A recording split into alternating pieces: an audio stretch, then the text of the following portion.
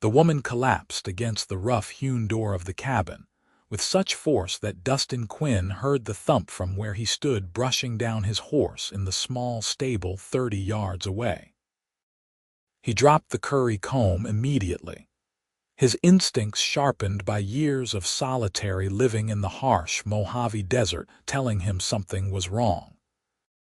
The late afternoon sun of August 1882 beat down mercilessly on the sparse landscape of California's most unforgiving territory, and as he rushed toward his cabin, he could see a figure crumpled against his doorframe like a discarded rag doll.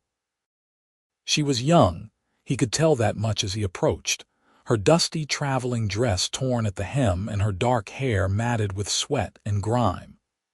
Her face was pale beneath the layer of desert dust, her lips cracked and bleeding from exposure. Dustin knelt beside her, pressing 2 fingers against her neck to feel for a pulse. It was there, faint but steady, and he could see the shallow rise and fall of her chest. He had seen this before, travelers who had underestimated the brutal reality of the Mojave, but never had one made it all the way to his isolated homestead. "Miss," he said, his voice rough from disuse. He lived alone out here, his nearest neighbor 15 miles away in the small settlement that barely qualified as a town. When she did not respond, he carefully lifted her into his arms, surprised at how light she felt, as though she were made of nothing but bones and fabric. He kicked open his cabin door and carried her inside, laying her gently on his bed, the only real piece of furniture he owned besides a table and 2 chairs. Dustin moved quickly, fetching water from the pitcher on his washstand and dampening a cloth to press against her forehead and lips. He had learned frontier medicine out of necessity, and he knew better than to give her too much water too quickly. Instead, he let drops fall onto her cracked lips, watching as her body instinctively responded, her tongue moving slightly to catch the precious moisture. While she remained unconscious, he set about preparing food, something that would be easy on a starved stomach. He had beans soaking already, and he added them to a pot with some salt pork, dried onions, and the last of his precious coffee. He mixed cornmeal with water and salt, forming it into simple cakes that he set to cooking on his cast iron skillet. The familiar motions calmed him, though his eyes kept drifting back to the woman on his bed. She was beautiful, he realized, even in her current state. Her features were delicate but strong, her hands calloused in a way that suggested she was no stranger to hard work. Her dress, though filthy and torn, had once been of decent quality, and he wondered what circumstances had brought her to his door. The Mojave was no place for a woman alone, and yet here she was, miles from anywhere, half dead from hunger and exposure. After nearly an hour, she began to stir. Her eyelids fluttered, and she made a small sound of distress. Dustin was at her side immediately, the damp cloth in his hand. "Easy now," he said softly. "You are safe. You are in my cabin." Her eyes opened fully then, and he found himself looking into the most striking blue eyes he had ever seen. They were the color of the sky just after dawn, clear and bright despite her ordeal. Confusion clouded them for a moment before fear took over and she tried to sit up. "No, no," Dustin said, gently pressing her back down. "You need to rest. You fainted from hunger at my door. How long since you have eaten?" She stared at him, her eyes filling with tears. "3 days," she whispered, her voice hoarse and broken. "Maybe 4. I lost count." Dustin felt anger rise in his chest, not at her but at whatever circumstances had led to this. "I have food cooking," he said, "but you need to drink first, slowly." He helped her sit up, supporting her back with his arm, and held a tin cup of water to her lips. She drank greedily, and he had to pull it away twice to keep her from making herself sick. When she had drunk enough, he eased her back down. "My name is Dustin Quinn," he said. "This is my homestead." You are about 15 miles southwest of Mojave. Mojave, she repeated, and fresh tears spilled down her cheeks. I was trying to reach Mojave. I thought I was going north. You were going west, Dustin said gently. The desert plays tricks on people. What is your name? Beatrice, she said. Beatrice Sullivan. I came from San Bernardino. I was supposed to meet the stage in Mojave to go to my aunt in Nevada, but my money was stolen in San Bernardino and I could not afford the fare, so I thought I could walk. People said it was not far. Dustin shook his head grimly. People who do not know the desert say foolish things. San Bernardino to Mojave is near 60 miles, and most of it through country that will kill you if you do not know what you are doing. I know that now, Beatrice said, attempting a weak smile. Thank you for helping me. I would have died out there. You nearly did, Dustin said bluntly. Another few hours in that sun and I would have found a corpse instead of a woman.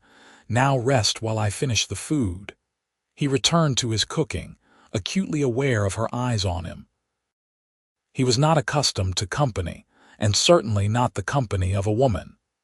He had been alone in his cabin for 3 years, ever since he had left the ranch where he had worked after a dispute with the foreman.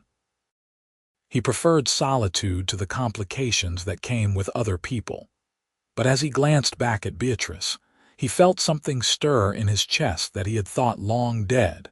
When the food was ready, he brought her a bowl of beans and a corn cake, along with more water. He helped her sit up again, and though her hands shook, she was able to feed herself. He watched to make sure she ate slowly, knowing that eating too much too quickly could be as dangerous as starvation itself. "This is the best thing I have ever tasted," she said after her third bite, and despite the seriousness of the situation, Dustin found himself smiling. "It is just beans and salt pork," he said. "Nothing special." "It is special to me," Beatrice replied. "You saved my life, Mr. Quinn." "Dustin," he corrected. "Out here we do not stand on ceremony." "Dustin," she repeated, and he liked the way his name sounded in her voice. "Then you must call me Beatrice, or Bea if you prefer." He nodded, turning away to fill his own bowl. They ate in silence for a while, and he could see color returning to her cheeks. When she had finished, he took the bowl from her and insisted she lie back down. "You need rest," he said. "I will sleep in the stable tonight. You take the bed." "I cannot take your bed," Beatrice protested. "You have already done so much." "You can and you will," Dustin said firmly. "You are in no condition to argue. Tomorrow, when you are stronger, we will discuss what to do next." She looked like she wanted to protest further, but exhaustion won out. Her eyes were already closing as he pulled a worn blanket over her. He stood watching her for a moment, wondering what twist of fate had brought her to his door, then gathered his own blanket and headed out to the stable. The night was cool, as Mojave nights always were, the temperature dropping dramatically after the brutal heat of the day. Dustin lay in the hay beside his horse, staring up at the stars visible through the gaps in the stable roof. He had grown accustomed to solitude, had even come to prefer it, but tonight his thoughts were full of blue eyes and a soft voice saying his name. When dawn broke, Dustin rose early as was his habit and went to check on his unexpected guest. Beatrice was still asleep, her breathing deep and even, and he was relieved to see that she looked better than she had the night before. He set about making breakfast, frying bacon and eggs from his small henhouse and brewing strong coffee. The smell must have woken her because he heard her stir just as he was plating the food. "Good morning," she said from the bed, her voice stronger than it had been. She pushed herself up to sitting, and he was pleased to see that she managed it without swaying. "Good morning," he replied. "How do you feel?" "Weak," she admitted. "But better, much better.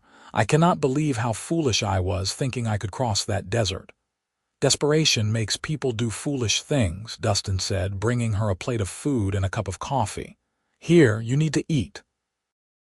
Beatrice accepted the plate gratefully, and as she ate, Dustin found himself studying her more openly in the morning light. She was probably in her early 20s, not much younger than his own 27 years. Her hair, now that some of the dust had fallen away, was a rich brown with hints of auburn. Her hands, as he had noticed before, showed signs of hard work, the nails short and practical. "Tell me about your situation," he said when she had finished eating. "You said your money was stolen." Beatrice nodded, her expression darkening. "I was at the hotel in San Bernardino, waiting for the morning stage. I had the money for my fare tucked in my bag, everything I had in the world. I only left my room for a few minutes to use the facilities, and when I came back, someone had been through my things. The money was gone and my mother's silver locket too." "Did you report it to the law?" "Such as it was," Beatrice said bitterly. "The deputy said there was nothing he could do, that thieves pass through San Bernardino every day, and without witnesses, there was no point in investigating. He suggested I wire my aunt for money, but I have no way to repay her, and she has so little herself. She is taking me in out of charity as it is. My parents died last year from fever, and I have been working as a seamstress to support myself, but the shop closed, and I had nowhere else to go." Dustin felt his jaw tighten with anger on her behalf. "So you decided to walk 60 miles through the desert with no supplies and no knowledge of the terrain. When you say it like that, it sounds even more foolish than it was," Beatrice said, her cheeks flushing. "But I had no other choice. I could not stay in San Bernardino with no money and no prospects. At least if I could reach Mojave, I could throw myself on the mercy of the stage company or find work to earn my fare north." "Mojave is barely a town," Dustin said. "There is not much work to be had there, especially for a woman alone." "What would you have had me do?" Beatrice asked, a spark of defiance in her eyes that Dustin found himself admiring. "Stay in San Bernardino and starve. At least walking gave me a chance." "And nearly killed you," Dustin pointed out, but his tone was gentler now. "I am not criticizing, just stating facts. The desert does not care about your reasons. It will kill you just the same." Beatrice looked down at her hands. "I know. I realized that the first day, but by then I was already too far from San Bernardino to turn back. I thought if I just kept walking north, I would reach Mojave eventually. I did not realize I had gotten turned around." "The sun does that," Dustin said. "It beats down on your head until you cannot think straight. You see things that are not there, think directions that are not true. You are lucky you found my cabin. Lucky I was here." "I know," Beatrice said softly. "I owe you my life. I do not know how I can ever repay you." Dustin waved off her gratitude. "I did what any decent person would do. Now we need to figure out what comes next. You are in no condition to travel yet. It will be at least a few days before you are strong enough to make the journey to Mojave, and you will need supplies for the trip." "I have no money," Beatrice reminded him, her voice small. "I know that," Dustin said, "but I have supplies and I can spare enough to get you to Mojave safely. I will take you there myself when you are ready. It is too dangerous for you to go alone." "I cannot ask you to do that," Beatrice protested. "You have already done so much." "You are not asking," Dustin said firmly. "I am telling you how it is going to be. I will not send you back into that desert alone. Now you need to rest and recover your strength. In the meantime, make yourself at home, such as it is." He gestured around the small cabin, suddenly aware of how spare and masculine it must seem to her. There were no curtains on the windows, no decorations on the walls, just the basic necessities of living. But Beatrice looked around with what seemed like genuine appreciation. "It is a good home," she said. "Solid and well built. Did you build it yourself?" "Most of it," Dustin admitted. The previous owner started it, but he gave up after a year and moved back east. I bought it from him for next to nothing and finished what he had started. It is not much, but it keeps the weather out and the snakes away. It is more than I have, Beatrice said quietly. Right now, it seems like a palace. Over the following days, Beatrice slowly regained her strength. Dustin was careful to keep her fed with simple, nourishing food, and he made sure she drank plenty of water. He could see the improvement in her with each passing day, the color returning to her cheeks, the steadiness returning to her movements. She insisted on helping with small tasks around the cabin, and though Dustin protested at first, he soon realized that she needed to feel useful, that idle rest chafed at her. She proved to be a capable and willing worker. She mended his clothes with skill that showed her seamstress training, darning holes in his socks and replacing buttons with neat, efficient stitches. She cleaned the cabin from top to bottom, organized his meager supplies, and even attempted to cook, though she admitted with good humor that her skills in the kitchen were limited. "My mother always said I was better with a needle than a wooden spoon," she told him as she presented him with a somewhat scorched attempt at biscuits. "But I am trying to learn." Dustin ate the biscuits without complaint, touched by her effort. "They are fine," he assured her. "Better than what I usually make." As the days passed, Dustin found himself looking forward to her company in a way that both pleased and unsettled him. He had grown so accustomed to solitude that he had forgotten what it was like to have someone to talk to, someone to share meals with. Beatrice had a quick wit and an observant nature, and their conversations ranged from the practical to the philosophical. She asked him about his life in the Mojave, and he found himself telling her things he had not spoken of in years. "I grew up on a ranch in Arizona Territory," he said one evening as they sat outside the cabin watching the sunset paint the desert sky in shades of orange and purple. "My father was a ranch hand, my mother a cook. They both died when I was 17, my father thrown from a horse, my mother from a fever a year later. I worked on ranches after that, moving from place to place. I came to California thinking I would find something different, but ranching is ranching no matter where you are. 3 years ago, I got tired of taking orders from men who knew less than I did about horses and cattle, so I bought this place and decided to make my own way." "Do you run cattle?" Beatrice asked. "A few head," Dustin said. "Just enough to sell for money when I need it. Mostly I break horses for the ranchers in the area. They bring me their wild mustangs and their difficult animals, and I gentle them, train them to saddle and rein. It is solitary work, but I am good at it, and it pays enough to keep me fed and supplied." "You must be very patient," Beatrice observed. "I imagine breaking horses requires a great deal of patience." "And understanding," Dustin said. "You have to understand why a horse is afraid, why it fights. Usually, it is because someone has treated it badly, or because it has never known a kind hand. You have to show them that not all humans are cruel, that trust is possible. It takes time, but it is worth it when you see a horse that was wild and terrified become calm and willing." "It sounds like you love what you do," Beatrice said. Dustin considered that.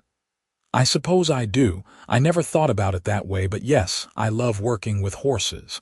They are honest in a way people often are not. They do not lie or deceive. If they trust you, it is real.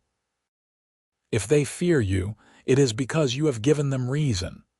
Beatrice was quiet for a moment, then said softly, "I think people can be like that too if you give them the chance." Dustin looked at her, struck by the sincerity in her voice. "Maybe," he said. "I have not had much luck with people, to be honest. That is why I prefer living out here alone. But you are not alone now," Beatrice pointed out, "and you have been nothing but kind to me." "That is different," Dustin said, though he was not sure why. "You needed help. I could not just leave you to die." Plenty of people would have, Beatrice said. Or they would have helped but expected something in return. You have asked for nothing. Dustin felt uncomfortable with her gratitude, with the way her eyes seemed to see right through to something inside him he had thought well hidden. I am just doing what is right, he said gruffly. Any decent person would do the same. By the end of the first week, Beatrice was strong enough to walk around the homestead without tiring. Dustin showed her his small garden, the hen house where he kept his chickens, and the stable where his horse and the 2 horses he was currently training were housed. She showed genuine interest in everything, asking questions and offering observations that showed she was thinking about how things worked. You could expand this garden, she said, studying the small plot where he grew beans, squash, and a few other vegetables. The soil is decent here, and if you could find a way to bring more water to it, you could grow enough to sell in Mojave. Water is the problem, Dustin said. There is a spring about a mile from here, but hauling water that distance every day is not practical. What about digging a well? Beatrice suggested. I have thought about it, Dustin admitted, but well digging in this terrain is tricky. You might dig 50 feet and find nothing but dry rock. I cannot afford to waste the time and effort on something that might not pan out. But if it did work, it would change everything, Beatrice said. You could have a real farm here, not just a homestead. Dustin looked at her curiously. Why does that matter to you? You will be gone in a few days, on your way to Nevada. Beatrice's expression shifted, something sad passing across her face. I suppose it does not matter to me, she said quietly. I was just thinking out loud. Forgive me for overstepping. You are not overstepping, Dustin said, surprised by the hurt in her voice. I am just curious why you are thinking about the future of my homestead when you have your own future to worry about. Beatrice turned away, her arms wrapped around herself. Because thinking about your homestead is easier than thinking about my own situation, she admitted. In a few days, you will take me to Mojave, and then what? I will be right back where I started, no money, no prospects, dependent on charity. At least here, for these few days, I have felt useful. I have felt like I have a purpose. Dustin felt something twist in his chest. He had been so focused on getting her well, and planning to take her to Mojave, that he had not thought about what would happen to her after that. He had assumed she would take the stage to her aunt, but now he realized she still had no money for the fare, and he did not have enough to spare to buy her a ticket. We will figure something out, he said, more to reassure himself than her. Maybe you can find work in Mojave, earn enough for your stage fare. Maybe, Beatrice said, but she did not sound convinced. That night, Dustin lay in the stable unable to sleep. His mind kept circling back to Beatrice, to the look on her face when she had talked about leaving. He told himself it was natural for her to be anxious about her future, that it was not his problem to solve. He had done his part by saving her life and nursing her back to health. He was not responsible for what happened to her after that. But even as he told himself these things, he knew they were not entirely true. Somewhere over the past week, Beatrice had become more than just a stranger he had helped. She had become someone he cared about, someone whose welfare mattered to him. The realization unsettled him, because caring about someone meant making yourself vulnerable. And Dustin had spent years building walls around himself to avoid exactly that. The next morning, he found Beatrice already up and dressed, attempting to make breakfast. She had managed to fry bacon without burning it and was working on eggs when he entered the cabin. You are up early, he observed. I could not sleep, she admitted. I kept thinking about what you said yesterday about going to Mojave. I think we should go soon, maybe tomorrow. I have taken advantage of your hospitality long enough. You have not taken advantage, Dustin said firmly, and there is no rush. You can stay as long as you need to. But I do need to go, Beatrice insisted. Every day I stay here is another day I am not working toward my future, such as it is. I need to face reality, and the sooner I do that, the better. Dustin wanted to argue to tell her she could stay, but he could not think of a good reason that would not sound foolish or presumptuous.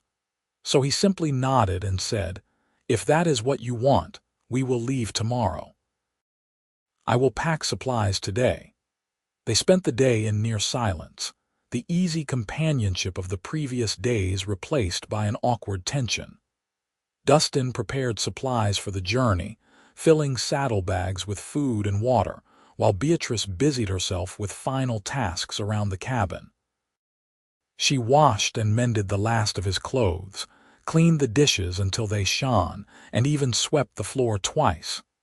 That evening, they ate dinner in silence, and when it was finished, Beatrice stood and said, "I should probably sleep early if we are leaving at dawn." "Probably," Dustin agreed, though it was barely past sunset.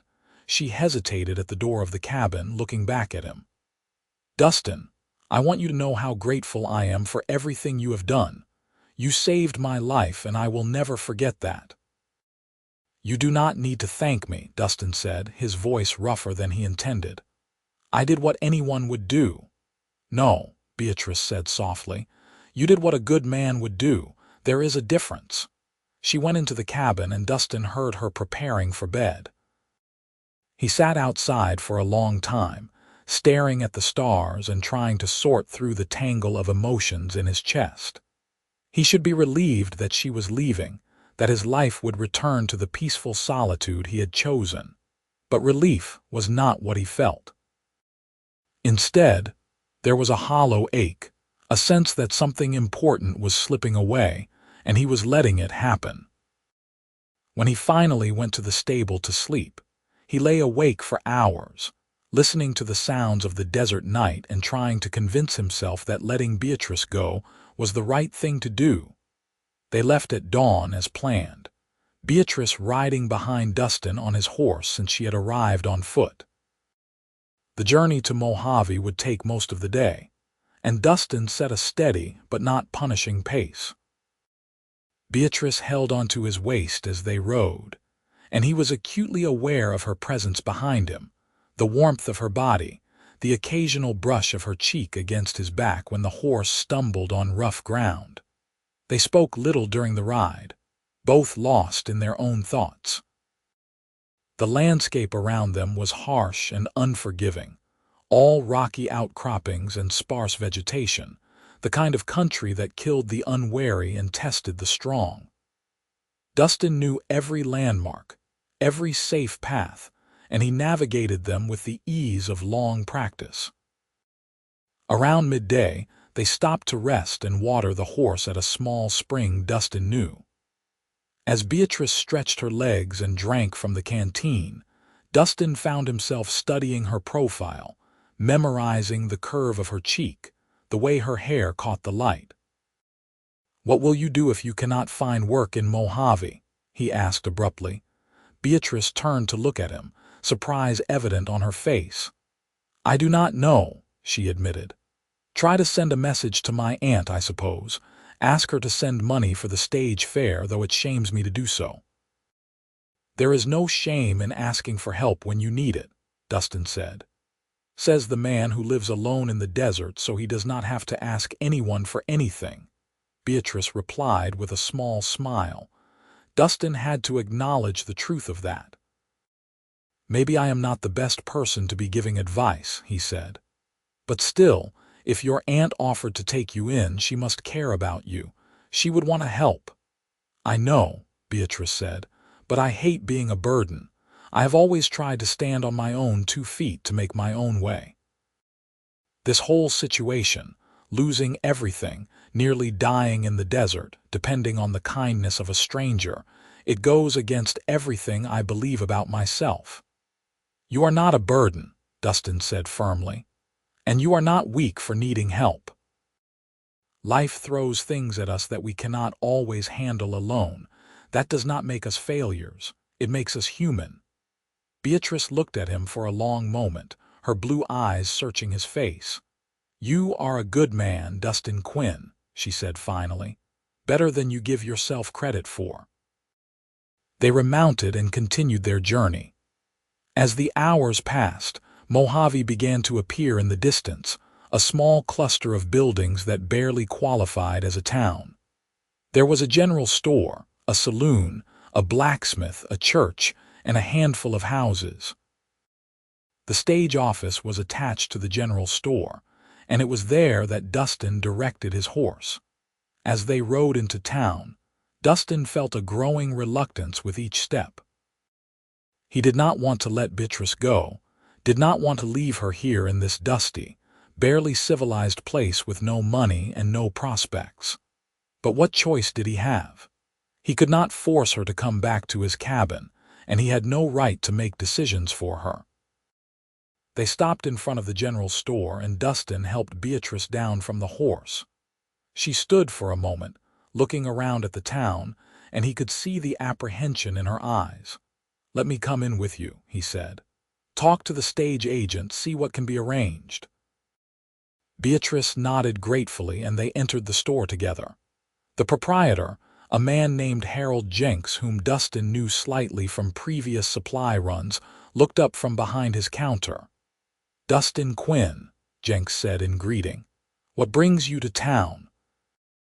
"This is Beatrice Sullivan," Dustin said. "She needs to arrange passage to Nevada, but her money was stolen in San Bernardino. Is there any way she could work off the fare or send a message to her family to wire funds?" Jenks looked Beatrice up and down with an assessing eye that made Dustin's jaw tighten. "The stage does not extend credit," he said bluntly. "And sending a telegram costs money too. If she does not have funds, there is not much I can do for her." "Surely there must be something," Dustin pressed. "Some kind of work she could do in exchange for the fare," Jenks shrugged. "There is not much call for women's work in Mojave. Maybe the saloon would hire her, but that is not the kind of work a decent woman would want." Dustin felt anger surge through him at the implication. "There must be something else. What about the church? Do they need help?" "The church does not pay," Jenks said. "Reverend Michaels barely scrapes by himself.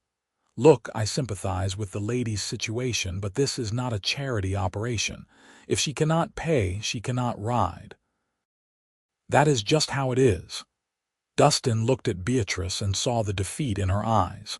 She had known this was likely, but hearing it stated so bluntly had clearly hurt. He made a decision in that moment, one that surprised him with its clarity. "Then she will come back with me," he said. "She can stay at my homestead until we figure something out." Beatrice looked at him in shock. "Dustin, I cannot ask you to do that." "You are not asking," Dustin said, echoing his words from a week ago. "I am offering. You cannot stay here with no money and no prospects, and I will not leave you in that situation. Come back with me. Stay as long as you need to. We will figure out a solution." "But what will people think?" Beatrice asked, her voice low. "A single woman living with a single man. It is not proper." "There is no one out here to think anything," Dustin pointed out. "My nearest neighbor is 15 miles away, and he does not care what I do. As for the rest, you can sleep in the cabin, and I will sleep in the stable, same as I have been. It is not ideal, but it is better than you being stranded here." Jenks watched this exchange with interest, but Dustin ignored him. His focus was entirely on Beatrice, on the war of emotions he could see playing out on her face. Pride fighting with practicality, independence fighting with need. Finally, she said quietly, "Are you sure? This is a lot to ask of you." "I am sure," Dustin said, and he was. Whatever complications this might bring, they were better than the alternative of leaving her here. "Come on. Let us get some supplies and head back." They purchased the supplies Dustin needed, Jenks watching them with barely concealed curiosity. As they left the store, Dustin heard the proprietor call out, "You let me know if you need anything else, Quinn. I am always here." There was something in his tone that Dustin did not like, a knowing quality that made his skin crawl. But he pushed it aside, focusing on getting Beatrice and the supplies loaded onto his horse. The ride back to the cabin felt different from the ride out. There was a sense of rightness about it that Dustin could not deny. When the cabin came into view in the late afternoon light, he felt something in his chest ease, as though he had been holding his breath and could finally exhale. After they dismounted and Dustin had seen to the horse, Beatrice turned to him and said, "I do not know how to repay you for all of this. You have given me so much, and I have nothing to give in return." "I do not want repayment," Dustin said. "Just help around the homestead when you can, and that will be enough. We will be partners of a sort, sharing the work and the benefits." "How does that sound?" "It sounds fair," Beatrice said slowly.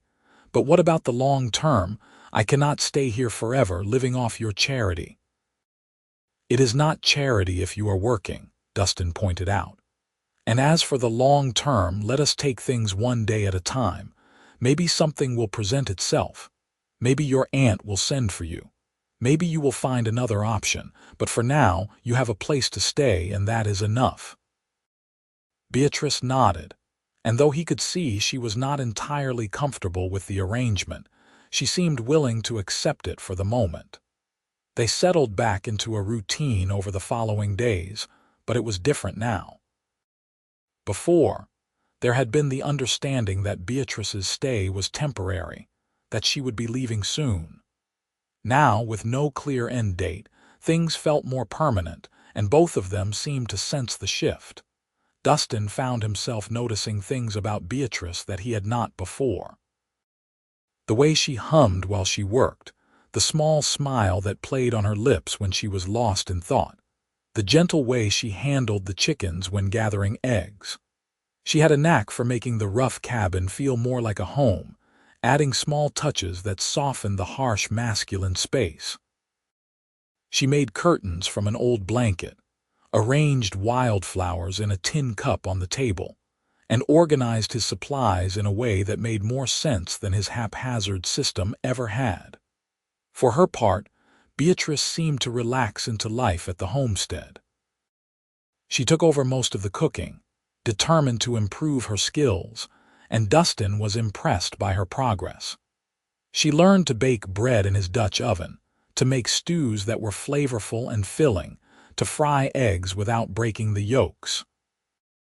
She also proved to be surprisingly good with the horses, showing a gentle patience that reminded Dustin of his own approach. "My father had a horse when I was little," she explained one day as she brushed down one of the horses Dustin was training. "Before he lost his job at the factory and we had to sell everything, I used to help him care for it, and I loved it.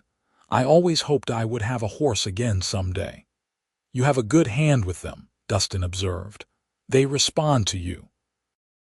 "I think they sense when someone genuinely cares," Beatrice said.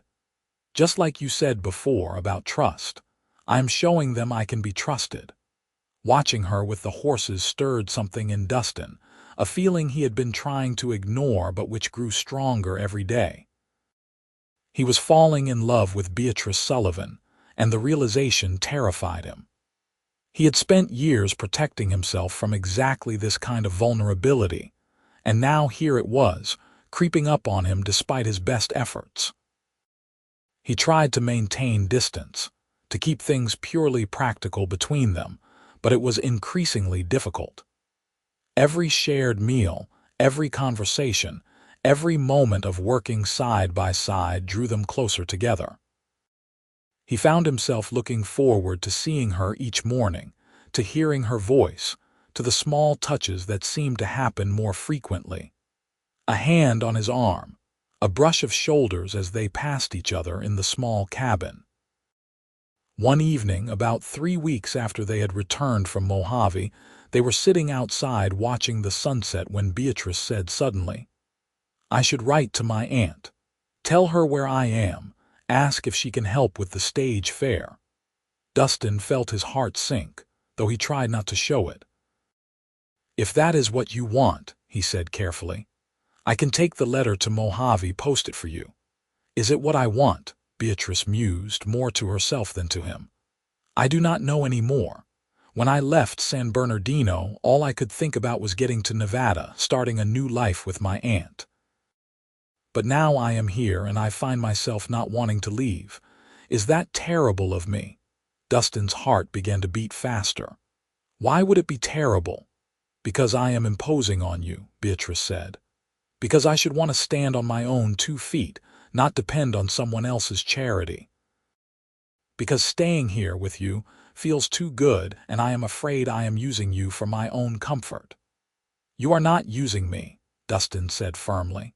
He turned to face her fully, his courage bolstered by the vulnerability in her voice. "And you are not imposing. The truth is, I do not want you to leave either. These past weeks, having you here, they have been the happiest I have been in longer than I can remember. You have brought life to this place, to my life, and the thought of you leaving makes everything seem empty again." Beatrice stared at him, her eyes wide. "Dustin, what are you saying?" "I am saying I care about you," Dustin said, the words coming easier now that he had started. "More than I should, probably. More than is wise. I know we have not known each other long, and I know I have nothing much to offer you. This cabin is small, my income is uncertain, and life out here is hard. But I can offer you a home, a partnership, and if you want it, my heart." Tears filled Beatrice's eyes, spilling down her cheeks. "I care about you too," she whispered. "So much. But I am afraid. What if I am just grateful to you for saving my life? What if these feelings are not real?" "They feel real to me," Dustin said. He reached out and gently wiped away her tears with his thumb. "But if you need time to be sure, I understand. Stay as long as you need to. If you decide you want to go to Nevada, I will help you get there. But if you decide you want to stay, I promise I will do everything in my power to make you happy." Beatrice leaned into his touch, her eyes closing. "I think I have been sure for a while now," she said. "I was just too afraid to admit it. But yes, Dustin, I want to stay. I want to build a life here with you." Dustin felt joy surge through him, so intense it was almost painful. He cupped her face in both hands and leaned down to kiss her, gently at first, then with growing passion as she responded. Her arms came up to wrap around his neck, and for a long moment they were lost in each other, all the barriers they had maintained crumbling away. When they finally broke apart, both breathing hard, Beatrice laughed, a sound of pure happiness. "I never imagined this," she said. "When I collapsed at your door, half dead from hunger, I never imagined I would find love." "Neither did I," Dustin admitted. "I thought I was content with solitude. But you showed me what I was missing. You showed me that life is better when it is shared." They talked long into the night, making plans for their future. Dustin wanted to marry her properly, with a ceremony at the church in Mojave, but Beatrice pointed out that the reverend would want to post bans and ensure propriety, which could take weeks. "We could just declare ourselves married," Beatrice suggested. "It is legal in California under common law if we present ourselves as husband and wife. We do not need a ceremony to make it real." "But I want to do it right," Dustin insisted. "I want you to have a proper wedding, even if it is small. You deserve that much." "What I deserve is to start our life together as soon as possible," Beatrice said firmly. "We can have a ceremony later if you want, but for now, let us just be together. That is all I need." In the end, they compromised. They would present themselves as married, but Dustin would speak to Reverend Michaels the next time he went to Mojave, arranging for a proper ceremony when time permitted. That night, Beatrice slept in the cabin as usual, but the next day they began making changes. Dustin brought his belongings in from the stable, and they reorganized the space to accommodate both of them. The physical side of their relationship developed naturally, with a tenderness and passion that surprised them both. Dustin had been with women before, but never with this depth of feeling, this sense of rightness.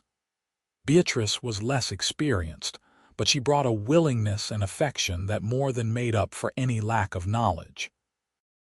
They learned each other slowly, joyfully, creating an intimacy that went far beyond the physical. Life at the homestead took on a new rhythm. They worked together during the day, Beatrice helping with the horses and the garden while Dustin continued his training work.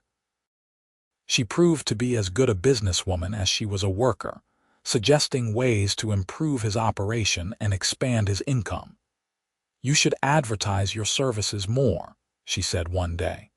"Put up notices in Mojave and the surrounding areas.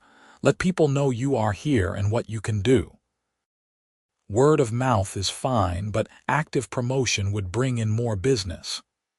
"I have never been much for self-promotion," Dustin admitted.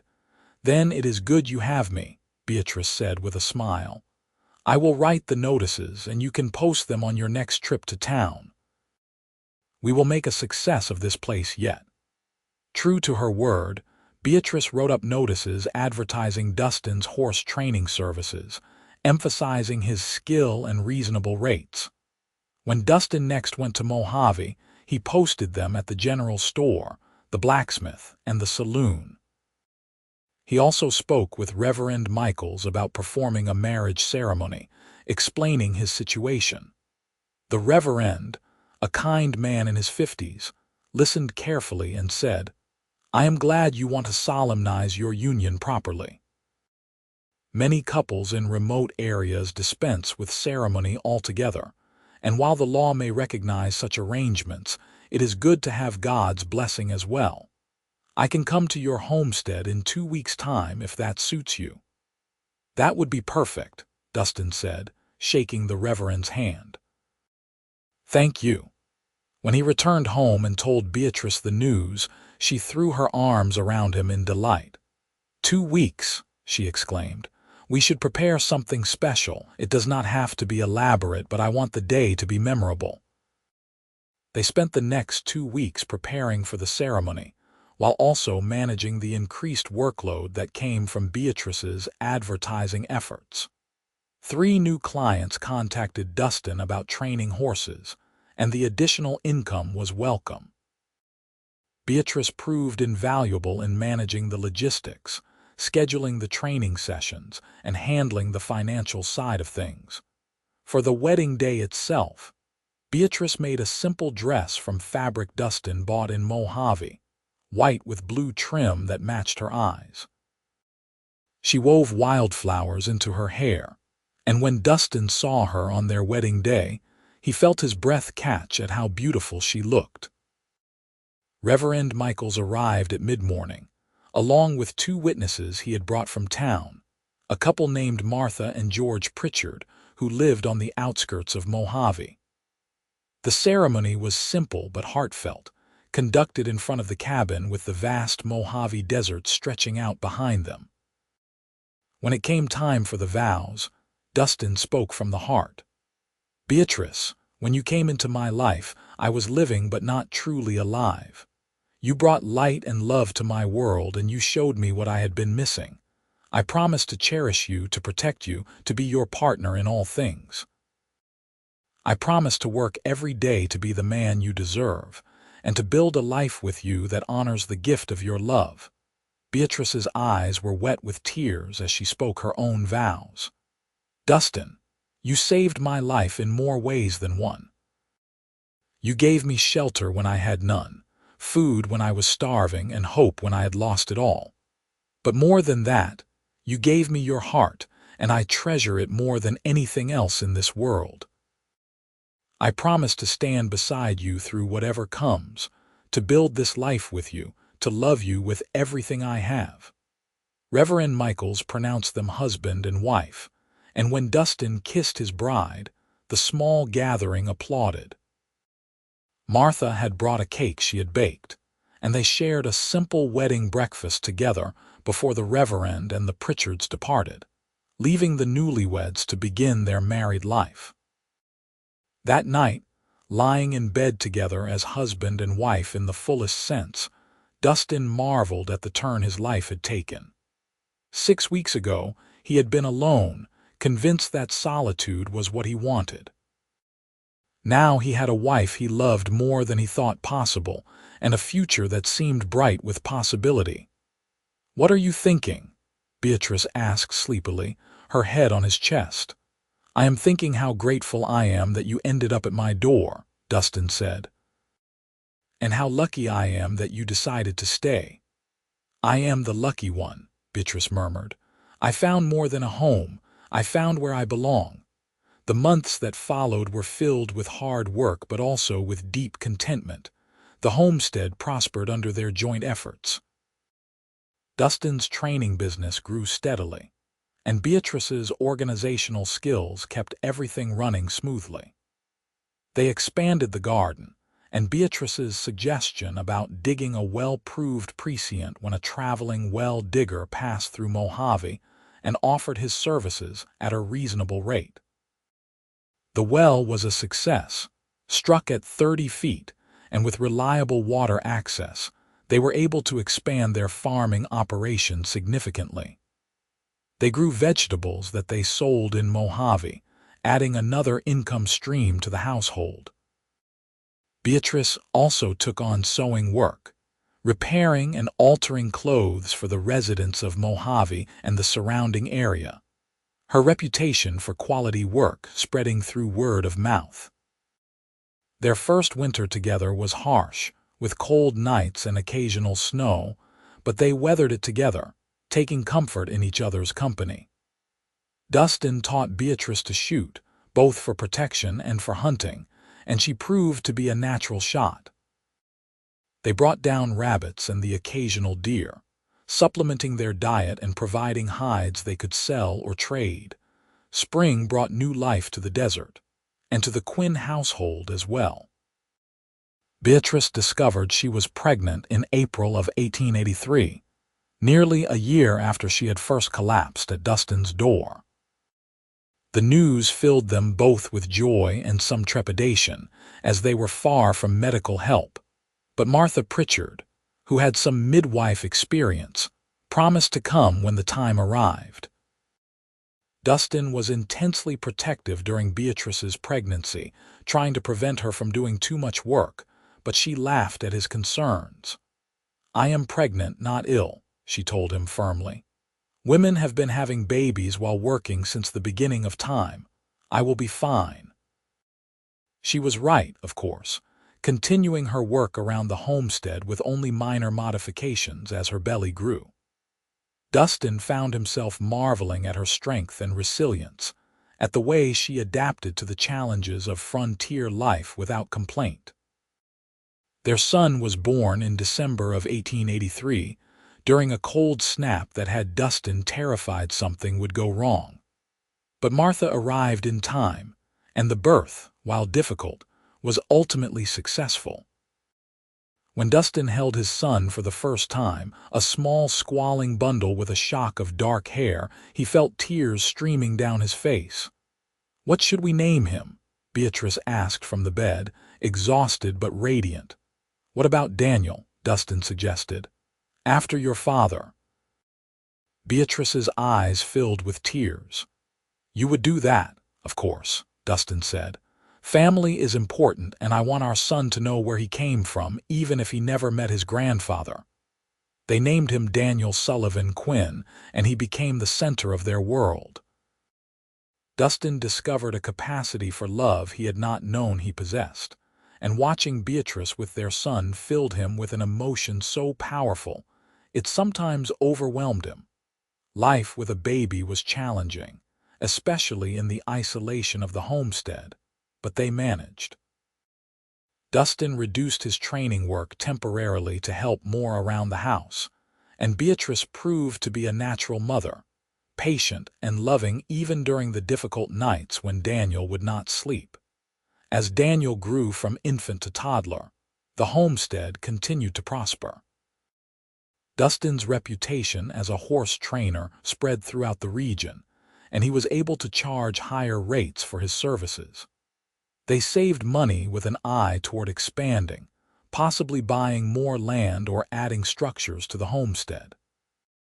When Daniel was 2 years old, Beatrice became pregnant again, and this time they felt more confident, having been through it once before.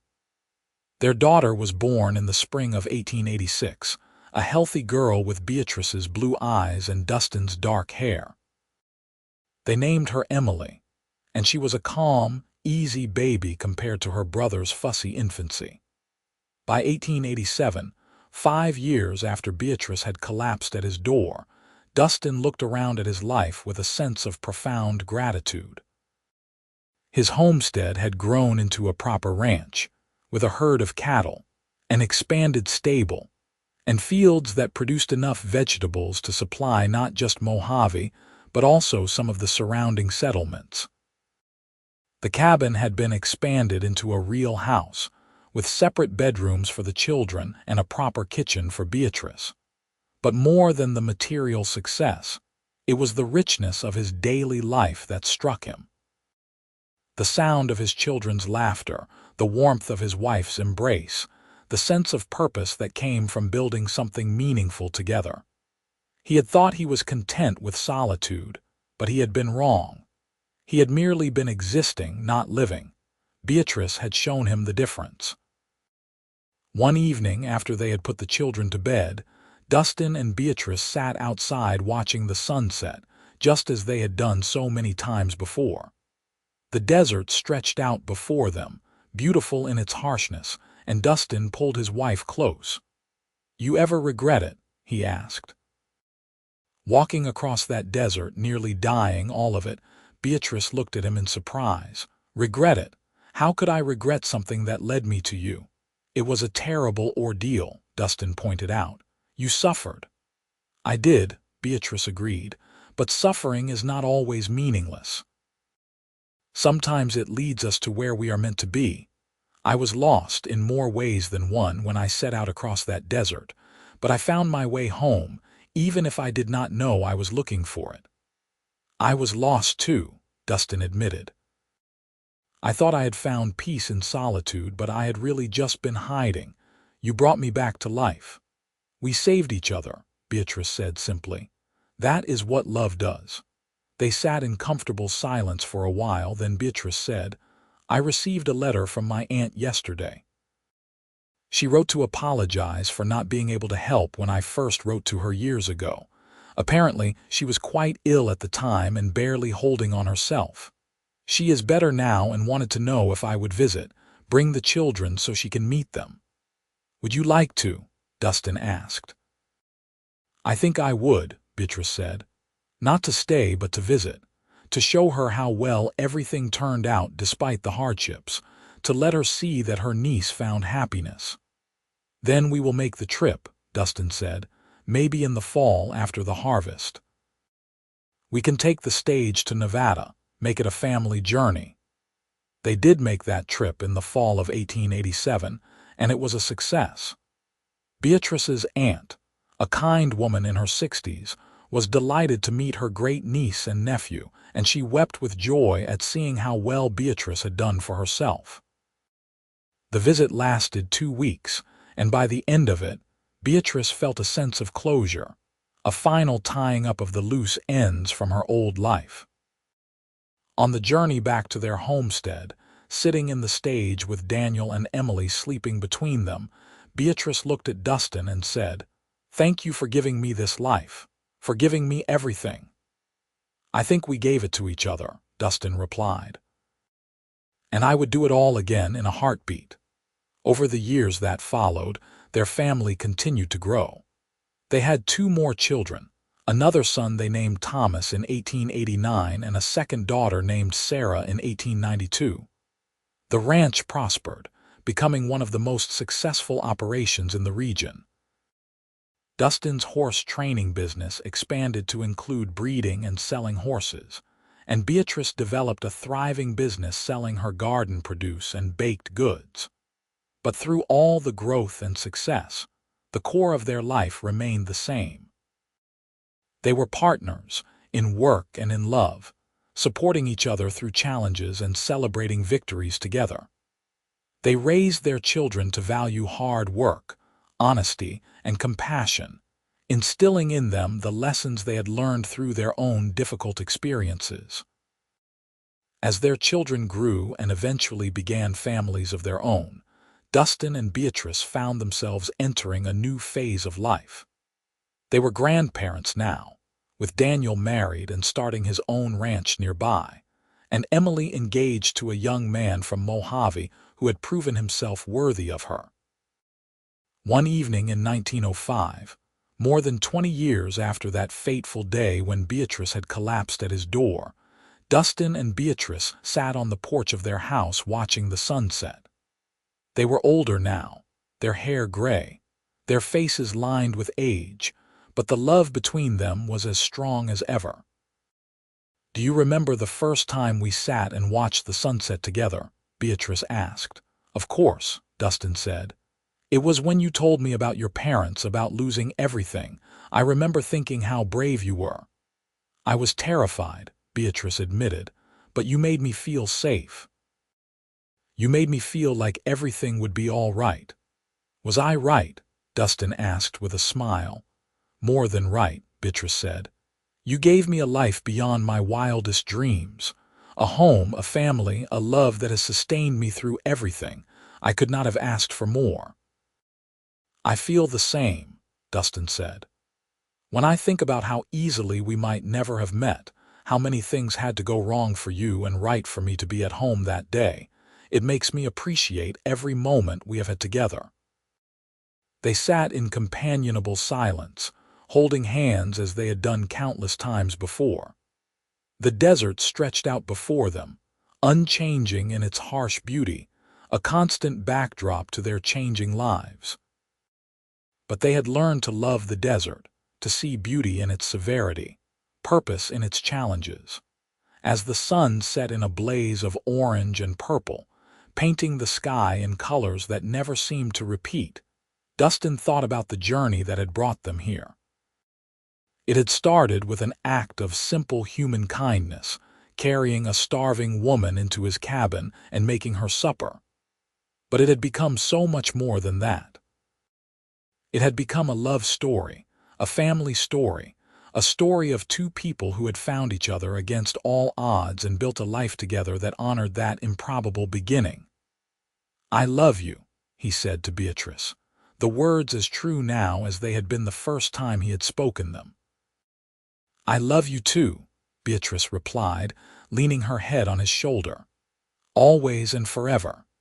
In the years that followed, they watched their grandchildren grow and even welcomed great-grandchildren into the world. The ranch that had started as a simple homestead became a family legacy, passed down through generations. Daniel took over the main operations, while Thomas started his own training business, carrying on his father's work with horses. Emily and Sarah both married well and raised families of their own, creating a network of Quinn descendants that spread throughout California. Dustin and Beatrice lived to see the turn of the century and beyond, celebrating their golden wedding anniversary in 1908 with a gathering of family and friends that filled their house and spilled out into the yard. It was a day of joy and reflection, of stories told and memories shared, of gratitude for a life well lived. When Dustin passed away peacefully in his sleep in 1912, at the age of 57, he did so knowing he had lived a full and meaningful life. Beatrice mourned him deeply, but she found comfort in their children and grandchildren, in the legacy they had built together. She lived another 5 years, dying in 1917 at the age of 58, surrounded by family. They were buried together on the ranch they had built, under a simple headstone that read, "Dustin Quinn and Beatrice Sullivan Quinn, partners in life, united in love, forever in peace." The ranch continued to thrive under Daniel's stewardship, and the story of how it all began, with a woman collapsing from hunger at a cabin door and a cowboy carrying her in and making her supper, became a family legend, told and retold through the generations. It was a story about the power of kindness, about how a single act of compassion can change lives in ways impossible to predict. It was a story about love found in the most unlikely circumstances, about two people who had both been lost finding their way home to each other. It was a story about resilience and partnership, about facing the harsh realities of frontier life together, and not just surviving but thriving. But most of all, it was a love story, pure and simple, the kind that reminded people why love was worth fighting for, worth believing in, worth cherishing above all else. And in a world that often seemed harsh and unforgiving, that kind of story mattered. It gave people hope, reminded them that goodness existed, that happy endings were possible. The Quinn family never forgot where they came from, never forgot the legacy of love and hard work that Dustin and Beatrice had established. The ranch remained in the family for generations, each new steward adding their own chapter to the story, while honoring the foundation that had been laid so many years before. And sometimes, on quiet evenings when the desert sunset painted the sky in impossible colors, family members would sit on the porch of the old house and imagine they could feel the presence of Dustin and Beatrice, still watching over the land they had loved, still together as they had promised to be, always and forever. Their story became more than just family history. It became a testament to the enduring power of love, to the way two people can save each other, to the idea that home is not a place but a person, and that sometimes the worst circumstances can lead to the best outcomes. It was a reminder that life is unpredictable, that suffering can have meaning, and that opening your heart, even when it is frightening, can lead to the greatest rewards. The homestead where Beatrice had collapsed from hunger, where Dustin had carried her inside and made her supper, where they had fallen in love and built a life together, stood for many years as a monument to their love. Eventually, it was incorporated into the larger ranch complex, but it was preserved and maintained, a reminder of humble beginnings and extraordinary outcomes. Visitors to the ranch, even decades after Dustin and Beatrice had passed, would often ask to see the original cabin, to stand in the place where such a remarkable love story had begun. And standing there, in that simple structure with its rough-hewn walls and well-worn floor, people could feel it, the echo of something profound, the residue of a love so strong it had literally built an empire. The story of Dustin Quinn and Beatrice Sullivan Quinn reminded everyone who heard it that miracles do happen, that love can bloom in the harshest environments, that kindness is never wasted, and that sometimes, when you are at your lowest point, when you have lost everything and can go no further, that is exactly when salvation arrives. It might come in the form of a cabin door to collapse against, a cowboy to carry you inside, a simple supper that restores not just your body but your hope. And from such small beginnings, such simple acts of human decency, can come something magnificent. A life built together, a family created, a legacy that endures long after the original architects have gone. That was the true miracle of Dustin and Beatrice's story, not just that they found love, but that they built something with it, something that outlasted them, something that continued to inspire and give hope to others long after they were gone. Their great-great-grandchildren, living well into the 20th century and beyond, would tell the story with pride, marveling at how different their lives might have been if Beatrice had chosen a different direction in the desert, if Dustin had been away from his cabin that day, if any one of 1,000 small variables had been different. But they had not been different. Fate, destiny, luck, divine providence, whatever you wanted to call it, had brought two lost souls together at exactly the right moment, and the result had been beautiful beyond measure. In the end, That was the lesson of their story, the reason it mattered and would continue to matter for generations to come. Love is worth the risk. Kindness is never wasted. Opening your heart, even when you are afraid, even when you have been hurt before, is always the right choice. Because you never know when that choice, that moment of courage and compassion, will change not just your life, but the lives of countless others who come after you. Dustin and Beatrice Quinn had lived that truth, had embodied it in every day of their life together. And in doing so, they had created something immortal, something that would continue to inspire and guide their descendants for as long as the Quinn family endured. Their love story had become a foundation, a bedrock upon which generations built their lives, and that was perhaps the greatest legacy anyone could hope to leave behind.